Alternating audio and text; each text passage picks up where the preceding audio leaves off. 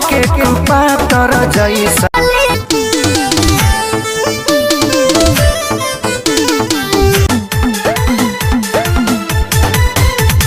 तो क्या लग सकता है दोस्तों कि खेसारी लाल यादव और अक्षरा सिंह का गाना आ सकता है? तो जी हाँ दोस्तों, आप लोग वीडियो में बने रहिएगा, क्योंकि वीडियो में आप लोग को बताएंगे खेसारी लाल यादव और अक्षरा सिंह के गाने कब आएंगे। तो वीडियो को लास्ट तक देखिएगा, साथ में चैनल को सब्सक्राइब कर लीजिए। तो चलिए शुरू करते हैं।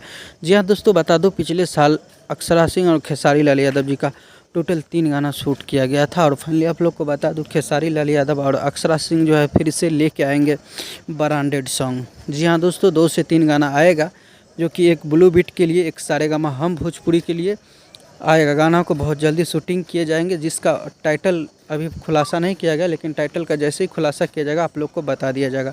तो मिलते हैं फिर से नेक्स्ट वीडियो में। अब तक इंतजार करते रहिए टाइटल कब आ रहा है, तो आप लोग को गाना में मिल जाएगा। धन्यवाद।